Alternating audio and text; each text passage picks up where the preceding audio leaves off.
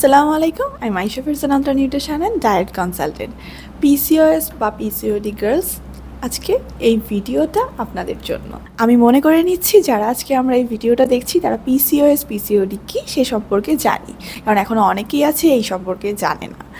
যারা আমরা জানি আর আমাদের আছে বা মনে করছি সিমটমগুলো মিলে যাচ্ছে, তাদের অবশ্যই যেটা করতে হবে, আসলে প্রথমে জানতে হবে আমাদের ট্রিটমেন্টের আগে আমাদের পিসিওএসটা কোন টাইপ। প্রথমে জানতে হবে আমাদের পিসিওএস নাকি পিসিওডি। এর পরবর্তীতে জানতে হবে যে আমাদের কোন টাইপের পিসিওএস রয়েছে, insulin resistant PCOS, adrenal PCOS, post pill টাইপের পিসিওএস, নাকি আমাদের ইনফ্লামেটরি পিসিওএস।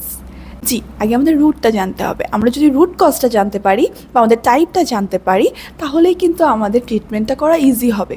আমাদের হয়েছে ইনফ্লামেটরি পিসিওএস, বাট আমরা করছি অ্যাড্রেনাল পিসিওএসের ট্রিটমেন্ট, তাহলে তো হবে না। তাই আগে জানুন আপনার কোন টাইপের পিসিওএস হয়েছে। অবশ্যই যখন ডায়েটিশিয়ানের সাথে কনসাল্ট করবেন, কারণ পিসিওএস পিসিওডি হলে আপনার অবশ্যই লাইফস্টাইলটা চেঞ্জ করতে হবে, আপনার ইটিং হ্যাবিট অবশ্যই চেঞ্জ করতে হবে, আপনাকে এক্সারসাইজ ইয়োগার মধ্যে অবশ্যই যেতে হবে। তাই সেজন্য যখন আপনি ডায়েটিশিয়ানের কাছে যাবেন, আপনাদের কাউন্সেলিংয়ের মধ্যেই বের হয়ে আসবে যে আপনার কোন টাইপের পিসিওএস হয়েছে। অনেকগুলো সিমটম রয়েছে, সেগুলো দিয়ে আমরা নির্ধারণ করতে পারি যে আপনার পিসিওএসটা কোন টাইপের। বাকি কথা হবে পার্ট 2-তে।